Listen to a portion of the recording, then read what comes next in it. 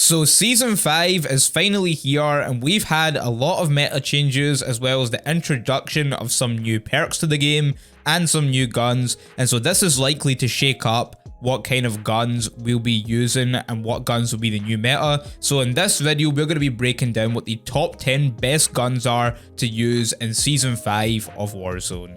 If you like weapon stat breakdowns, weapon comparisons, and overall tips and tricks for Warzone, remember to subscribe to this channel to help us reach our goal of 10,000 subscribers, and also remember to click the link in the description and subscribe to our second channel as well. Over there we post short content. So let's not waste any more time and get straight into the list, starting at number 10 with the AMP63. Now this gun was viable in Season 4, it was actually extremely viable in Season 4, it dealt more damage than all the other sidearms. The only issue everyone had with it was that its mag size was just too low. There was only 25 rounds in a mag, and that was just not enough. Well, that's since been extended in Season 5 to 30 round mags, which is now enough to kill 2 players. Moving on to the build, for this you want to use the agency suppressor for sound suppression, vertical recoil control, bullet velocity, and the effective damage range. You then want to use the task force barrel for more effective damage range,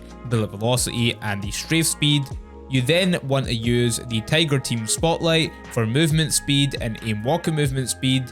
You want to use the new Stanag 30 round mags as we just mentioned, and you want to use the Serpent Wrap for the aim down sight time. And that is the build for the AMP63. So at number 9 we got to see the true versatility of the XM4. It's been used as a long range assault rifle, it's been used as an SMG, and what we've determined is that because of this versatility it makes a very stable sniper support, almost similar to the way the FFAR used to be before it got a lot of nerfs. So this has been a great weapon for that, and that is how I actually build a weapon. So speaking of the build, this is how you build the XM4. So I use the suppressor, just the regular suppressor, for sound suppression, aim down sight speed, bullet velocity, and sprint to fire speed.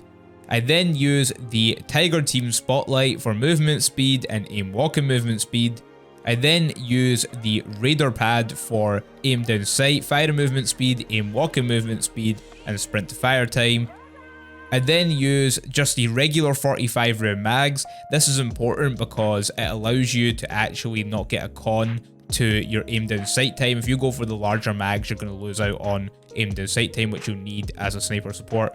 And then you want to use the Serpent Grip to increase the aim down sight time some more, and that is the build for the XM4. So we've talked about sniper support, but we haven't talked about the actual sniper itself.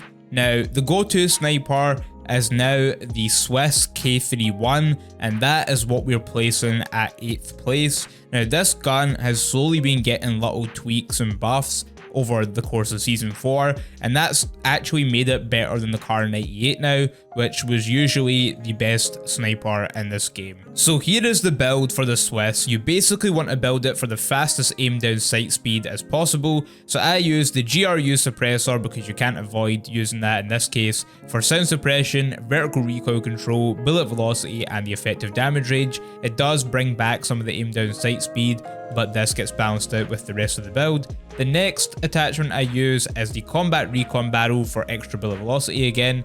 I then use the SWAT 5mm laser for the increased aim down sight speed and the aim and stability. I then use the Bruiser Grip for extra movement speed and aim and stability. And finally I use the Serpent Grip for extra aim down sight speed. And that is the build for the Swiss. So at number 7 we have the Gallo shotgun. Now this is the only shotgun on this list, and that's for a good reason. It has consistently been the best shotgun in Warzone for a while. It's got some of the quickest movement speeds for a shotgun, and it deals out some of the best damage, so that's the reason why I've placed it at 7th place. There isn't really much else to say for this weapon. So I won't spend too much time on this, so here is the build for the Gallo shotgun. You want to use the agency's choke for sound suppression, vertical recoil control, bullet velocity, and the effective damage range. You want to use the reinforced heavy barrel for effective damage range and fire rate. You want to use the Tiger Team Spotlight for movement speed and aim walking movement speed. You want to use the no stock for sprint to fire time. and you want to use the Stanag 12 round mags because that's the largest mags, and that is the build for the Gallo shotgun. So at number 6 we have the C58. Now this gun has been the main assault rifle to use, or one of the main assault rifles to use in Season 4. That's because it has such a high damage profile and a pretty manageable recoil pattern, and that's one of the reasons why it's been such a viable gun in Season 4. Well, this isn't changing in Season 5, and so that's why I've included it at 6th place. So here is how you build the C58. So you want to use the HSA suppressor for sound suppression, vertical recoil control, bullet velocity, and the effective damage range. You then want to use the task force barrel for bullet velocity, horizontal recoil control, effective damage range, and the vertical recoil control. You then want to use the axial 3x optic, and this is going to help you get those shots off in those longer distances.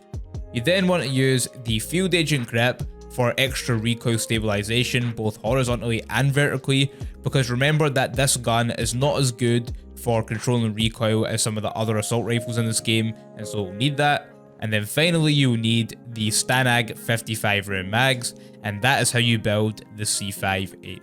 So at number 5 we have the Bullfrog. Now this gun has went through several nerfs in Season 3 I believe, but since then it's been a pretty stable SMG, and that's because it has a good recoil pattern, it has a pretty good clip size, and it seems to have not had very many tweaks since then. And so when all of the time to kills got reduced on most of the guns, it seemed to have balanced out, and now it seems to be one of the more stable SMGs to use. So here is how you build the Bullfrog. You want to use the GRU suppressor for sound suppression, vertical recoil control, bullet velocity, and its effective damage range. You then want to use the task force barrel for the effective damage range, the bullet velocity, and the strafe speed. You then want to use the KGB skeletal stock for the aim down sight fire and movement speed, the aim walking movement speed, and the sprint to fire time. You then want to use the 65 round mags, just the standard 65 round mags. And then you want to use the serpent wrap to increase the aim down sight speed. And that is how you build the Bullfrog. So at number 4 we have the brand new SMG, the Tec9. Now this gun is extremely viable in Warzone right now. It is actually a bit strange because it is a semi-automatic SMG, but once you put that full auto barrel on there, it's pretty much just a normal weapon. In fact, it operates very similarly to the Modern Warfare MP5. Its time to kill values are pretty similar to the MP5, and its reload times are pretty similar to the MP5, but it has better movement like a Cold War weapon. So here is how you build the new SMG. You want to use the full auto repeater. If you use it as a semi-automatic weapon, it's pretty much useless, so you have to use this full auto repeater. Then you want to use the task force barrel. This is for the effective damage range, bullet velocity, and the strafe speed. Then you want to use the Raider stock for the aim down sight, fire and movement speed, the aim walking movement speed, and the sprint to fire time. Then you want to use the serpent wrap to increase the aim down sight speed. And then finally you want to use the Stanag 48 round mags. And that's how you build the Tec9. So at number 3 we have the Mac10. Now the reason I've chosen the Mac10 is because it has a clean iron sight, it has very good movement, and it has a pretty solid TTK as well. So it is a very balanced, good overall SMG to use. If you're just looking for an SMG that can do a bit of everything, this is usually the go-to SMG at the current moment. So here is how I build the Mac10. It's pretty simple. I'm not going to spend that much time on this one as well, but you just use the HSA suppressor for sound suppression, vertical recoil control, bullet velocity, and damage range. Then you want to use the task force barrel for effective damage range, bullet velocity, and the strafe speed. Then you want to use the Raider stock for the aim down sight fire and movement speed, the aim walking movement speed, and the sprint to fire time. You then want to use the serpent grip for increasing the aim down sight speed. And then finally you want to use the Stanag 53 round drums, and that is how you build the Mac10. So at number 2 I've chosen the KRIG. Now the reason I've chosen the KRIG is because it has an easy recoil to manage, it has a pretty good damage profile, and it's a very good overall balanced assault rifle. And that is a similar reason why I chose the Mac10 for the SMG before, because it's a gun that pretty much anyone could pick up and use and do well with it. So here is how you build the KRIG. Again, I'm not going to spend that much time on this one just because it is one that everyone uses all the time anyway. So it's just the agency suppressor with the 15-inch mil-spec barrel. For this you get bullet velocity, horizontal recoil control, effective damage range and vertical recoil control. I then use the axial 3x optic, of course, just to kind of get those shots off in those longer distances. It's very similar to the C58. Then I use the STANAG 60 round mags, and then I use the field agent grip for that extra recoil control as well. So at number 1, finally we have the best assault rifle in the game right now, and that is the Am2. Now this gun is a perfectly balanced assault rifle. This gun is good at pretty much everything. Even up close, I've seen people get beamed with this gun right now, so it is definitely one of the best guns to use in this game. It's basically the KRIG but better in every single way, and also its movement is insane. So this is why I have placed it at first place, obviously, of course. So one thing I will say with this gun is you do have to build it correctly, and I'll explain what I mean in a minute. But first of all, you want to use the agency suppressor for sound suppression, vertical recoil control, bullet velocity and the effective damage range. You want to use the task force barrel for the bullet velocity, horizontal recoil control, effective damage range and the vertical recoil control.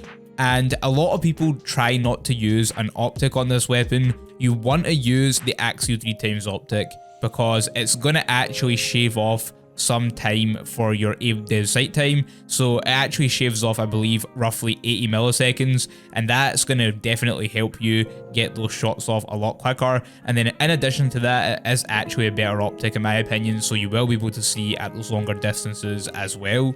And then for the ammunition, you want to use the STANAG 50 round mags, and then finally you want to use the field agent grip to help control the recoil, and then that's pretty much how you build the Am2. So there you have it, that is the top 10 best weapons to be using for Season 5 of Warzone. Remember to hit the subscribe button to help us reach our goal of 10,000 subscribers, and also remember to click the link in the description and subscribe to our second channel as well. And that's it, thank you very much for watching.